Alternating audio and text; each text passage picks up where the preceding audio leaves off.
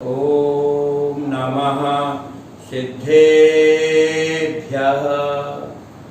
ओम नमः सिद्धेभ्यः। ओम नमः सिद्धेभ्यः। नमो अरिहन्ताणं नमो सिद्धाणं नमो आयरीयाणं नमो वत्सायाणं नमो लोये सर्वसागुणम्। बोले परम पूज्य आचार्य श्री बालीराज सूरी महाराज की जय। संत शिरोमणि परम पूज्य आचार्य श्री विद्यासागर जी मुनिराज की जय। पंच परमेष्ठी भगवान की जय। एक ही भाव स्तोत्र की जय। एक ही भाव स्तोत्र की इस कक्षा में आप सभी महानुभावों का हार्दिक स्वागत एवं अभिनंदन। आज हम इस कक्षा में एक ही भाव स्तोत्र के 15वें पद्य का अध्ययन करेंगे। उच्चारण के लिए पहले इस पद्य के छोटे छोटे खंडों में शब्दांशों को देखें। आत्मज्योतिः और करेंगे आत्मज्योतिः, अर्थात आत्मज ज बोलते ही या तो मुख बंद हो अथवा तुरंत योति ही बोल देवे। आत्मज्योतिः और जकार को आत्म के म के अंत में स्थित अ के साथ जोड़ेंगे तब सही होगा। यदि हम दोनों को अलग अलग करेंगे आत्म ज्योति तो सही उच्चारण नहीं होगा। सही है आत्मज्योति ही। यहाँ गौर कीजिएगा, मैंने विसर्ग पढ़ दिया था। संधि करने पर पृथक पद करने पर तो विसर्ग आएगा, पर सम्मिलित उच्चारण में विसर्ग के स्थान में संधि नियम से र हो गया है। अतः इस प्रकार पढ़ें, पुनः सुने। आत्मज्योतिर आत्मज्योतिर निधि रनवधि रनवधिर रनवधिर द्रष्टुरानंद हेतु। पुनः एक शब्दों को सुने। निधि रनवधिर द्रष्टुरानंद हेतु। आगे कर्मक शोणी, यह जो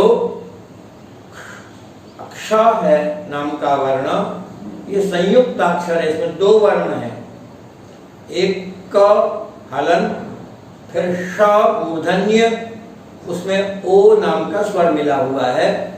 कर्मक शोणी कर्मक शोणी पटल पिहितो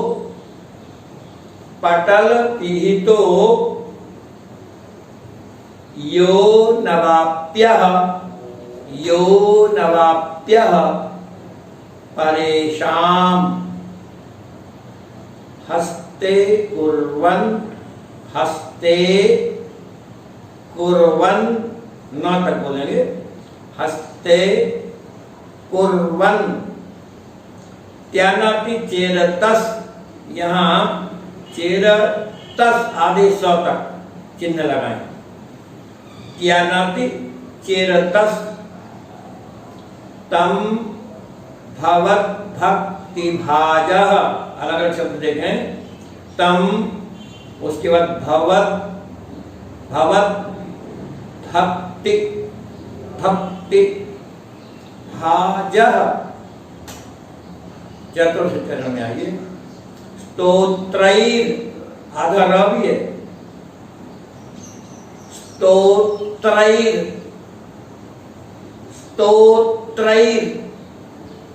उच्चारण में आपने वो ध्यान देना है।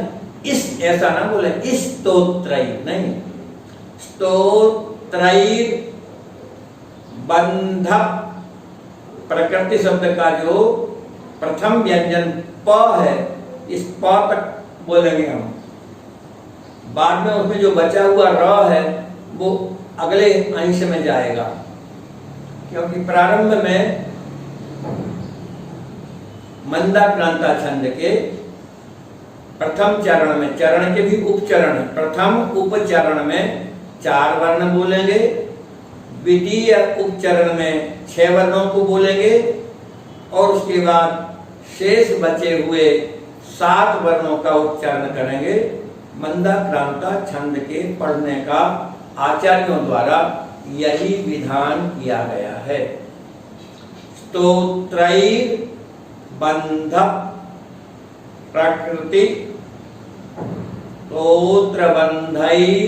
स्तोत्रैर बंध प्रकृति परुषोद्दाम, परुषोद आधा दर, फिर दूसरे खंड में दाम, दाम धात्री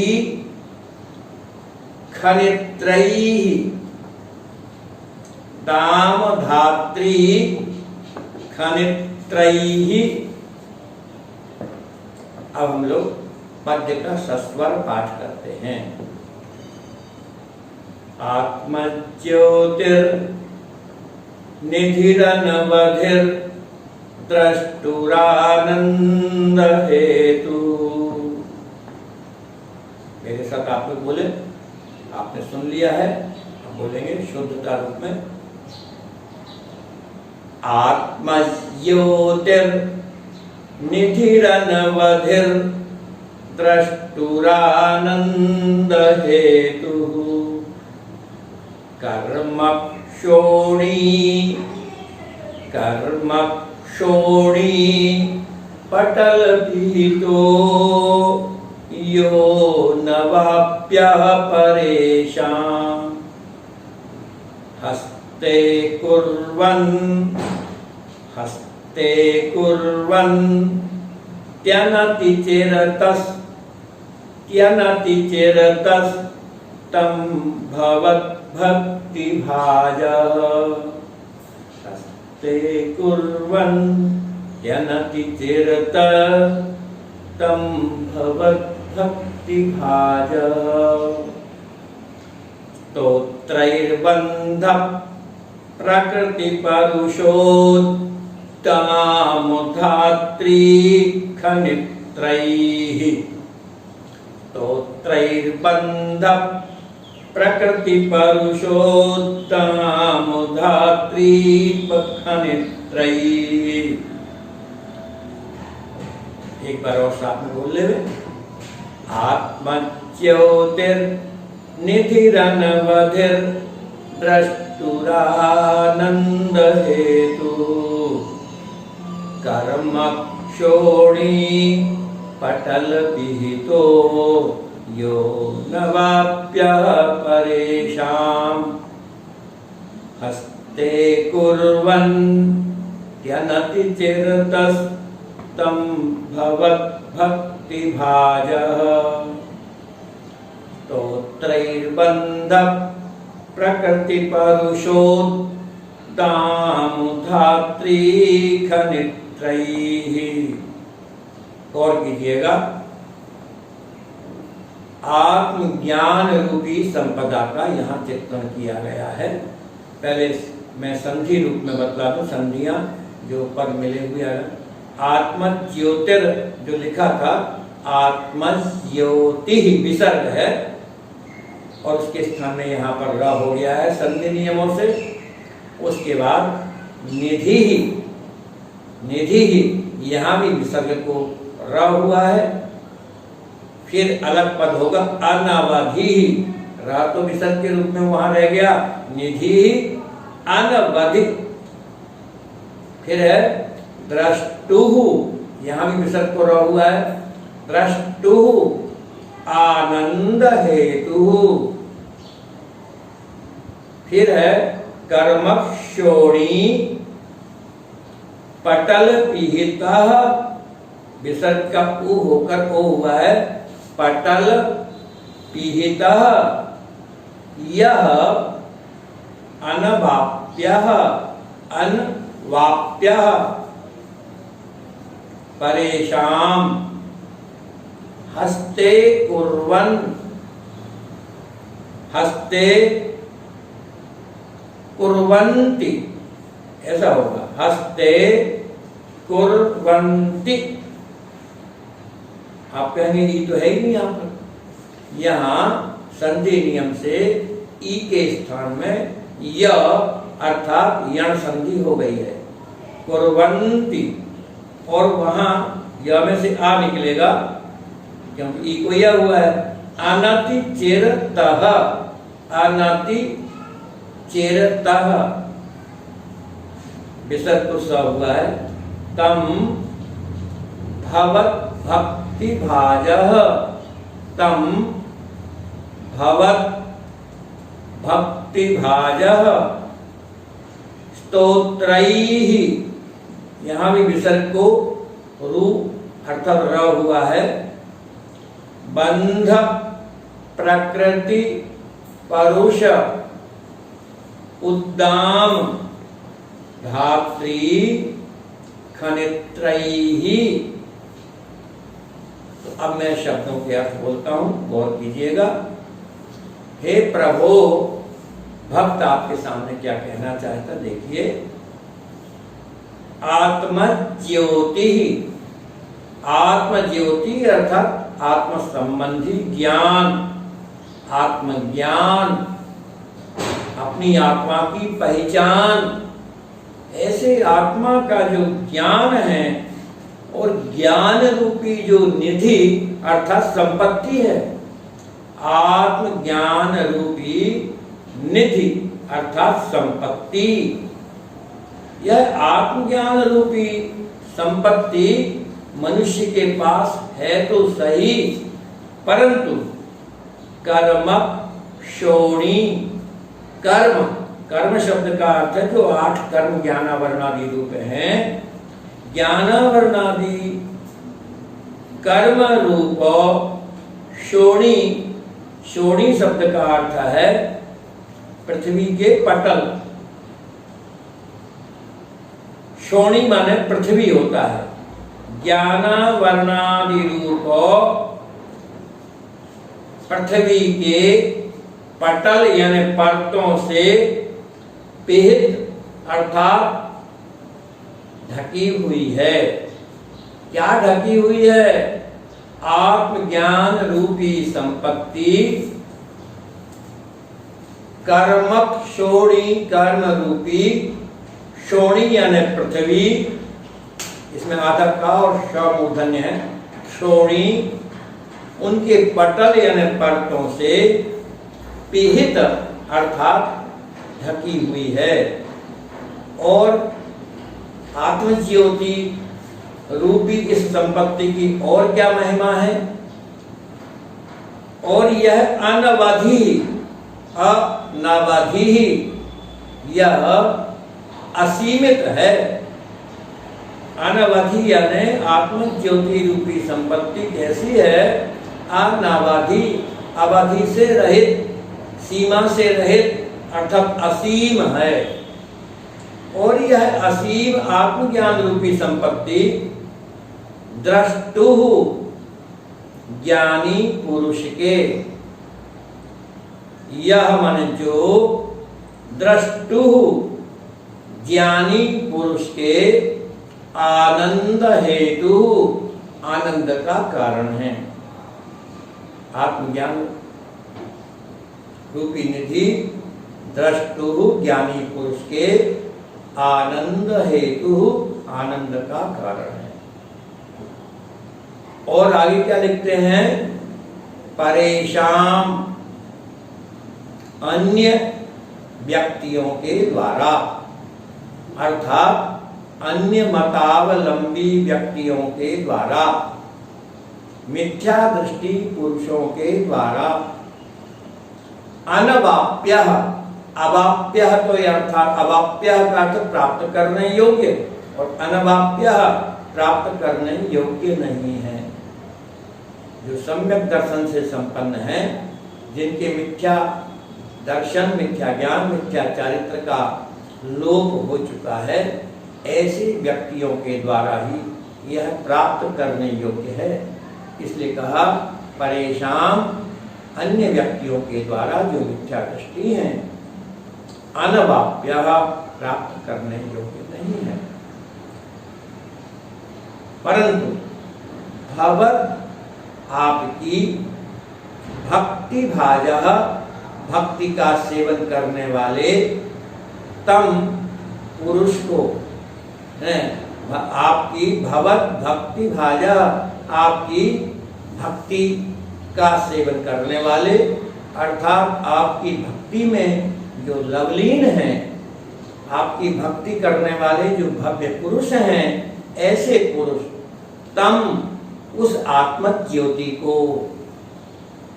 है हस्ते कुर्वन्ति प्राप्त कर लेते हैं, हाथ में कर लेते हैं, हस्ते माने हाथ में, कुर्वन्ति कर लेते हैं, अर्थात प्राप्त कर लेते हैं। तो आगे शब्द कुछ रह गए हैं, किस प्रकार से वे इस संपत्ति को प्राप्त करते हैं। कहा स्तोत्रैहि, स्तोत्रों के माध्यम से, भगवत जिनेन्द्र की स्तुति के माध्यम से। अब आगे और शब्द देखिए कि स्तोत्र कैसे हैं, उसके लिए बहुत सुंदर विशेषण ये दिया है। बंध प्रकृति परुषोद्दाम धात्री खनित्रैहि, इतना पूरा ये जो पद है स्तोत्र का विशेषण है। तो इसमें क्या बताया गया है, बंध प्रकृति, जो बंधन है, कर्म बंध है, कैसा, प्रकृति रूप, स्थिति रूप, अनुभाग रूप और प्रदेश रूप। प्रकृति शब्द के द्वारा स्थिति, अनुभाग और प्रदेश, इन तीनों की बात और कह दी, क्योंकि बंध के 4 प्रकार हैं, प्रकृति बंध, स्थिति बंध, अनुभाग बंध और प्रदेश बंध। तो बंध की प्रकृति, स्थिति, अनुभाग रूप जो बंध है वह कैसा है, परुष यानी कठोर। देखिए परुष, कुछ लोग समझ रहे होंगे पहले कि सब पुरुष बोलना चाहिए, परुष क्या होता है। संस्कृत में परुष इस शब्द का अर्थ कठोर, और उद्दाम जिसे बांधना कठिन है, जो अत्यंत शक्तिमान है, ऐसी शक्तिशाली धात्री माने पृथ्वी है। कौन सी पृथ्वी, पृथ्वी तो उपमान है किसका, प्रकृति, स्थिति, अनुभाग, प्रदेश रूप जो बंध हैं, ऐसे बंध रूप जो अत्यंत कठोर और जिसका निवारण संभव नहीं, जिसका दमन संभव नहीं। उद्दाम शब्द का अर्थ होगा जो उत्कट है, ऐसी उत्कट पृथ्वी, उस पृथ्वी को खोदने के लिए, उस पृथ्वी से आत्मक ज्योति को निकालने के लिए खनित्रैहि, जो कुदाली के समान है। कुदाली पृथ्वी को खोदने का उपकरण, उसके समान जो स्तोत्र है स्तोत्रैहि, उन स्तोत्रों के द्वारा अनति चिरतः, चिरतः माने देर से, और अनति और अति चिरता बहुत देर से, और अनति चिरता में बहुत देर से नहीं, यानी बहुत शीघ्रता से हस्ते कुर्वन्ति, हाथ में कर लेते हैं। क्या बताया गया है यहाँ पर, आत्म ज्योति रूपी जो धन है, वह धन प्रत्येक मनुष्य के पास अनवधि असीमित रूप में भरा हुआ है अंदर। दृष्टु ज्ञानी पुरुष के आनंद हेतु वह आत्मज्योति रूपी आत्मज्ञान रूपी धन आनंद का कारण है। परंतु कर्म की पृथ्वी रूपी पटलों से, कर्म की पृथ्वी के परतों में वह ढका हुआ है और वह धन मिथ्या दृष्टि व्यक्तियों के द्वारा तो प्राप्त किया नहीं जा सकता, आत्मज्ञान रूपी धन। अब उस धन को हमें प्राप्त करना है तो कैसे प्राप्त करेंगे? तो कवि ने ये कहा है कि जैसे जमीन में बहुत गहराई तक, और जमीन कैसी, जो बहुत कठोर है, परुष है और उद्दाम यानी उत्कट है, बहुत शक्तिमान है, बलशाली है, सशक्त है, उद्दाम माने, ऐसी उस पृथ्वी में दबा हुआ धन यदि निकालना हो तो फिर हमें खोदना पड़ता है। और खोदने के लिए क्या चाहिए? कुदाली। और कुदाली से खोद करके हम उस धन को निकाल सकते हैं। तो यही बात यहाँ स्तोत्र में कही गई है कि जैसे जमीन में गड़ा हुआ धन कुदाली के बिना प्राप्त नहीं किया जा सकता, उसी प्रकार कर्म रूपी पर्दे के अंदर छिपा हुआ आत्मज्ञान आपके स्तवन रूपी कुदाली के बिना प्राप्त किया जाना संभव नहीं है। जब हम आपकी स्तुति करते हैं तो 8 कर्मों का पटल क्षीण होता है, अर्थात वे जो आपकी स्तुतियां हैं वे जमीन को खोदने के लिए, अर्थात जमीन के अंदर दबे हुए धन को प्राप्त करने के लिए कुदाली की तरह वो स्तुतियां हैं। और उन स्तुतियों के माध्यम से हम उस आत्मज्ञान को प्राप्त कर सकते हैं। तो इस 15वें नंबर के छंद में यह बताया आचार्य भगवान ने। वे कहते हैं अगर दुनिया में सबसे बड़ी संपत्ति है तो वह आत्मज्ञान की संपत्ति है। मनुष्य को जब तक आत्मज्ञान ना हो तब तक बाहरी कितनी भी प्रकार की वह क्रियाओं में अनुरक्त रहे, उन क्रियाओं के द्वारा कुछ भी आत्मक विकास, आत्मा के आनंद की प्राप्ति संभव नहीं है। पर जो ज्ञानी पुरुष हैं वे उस आत्मज्ञान रूपी संपत्ति को प्राप्त भी करते हैं और उसके माध्यम से आनंद को प्राप्त करते हैं। अतः वह ज्ञानियों के आनंद का कारण है, असीमित है। परंतु दुख की बात है कि कर्म रूपी पृथ्वी के पटलों में वह आत्मज्ञान रूपी संपत्ति छिपी हुई है।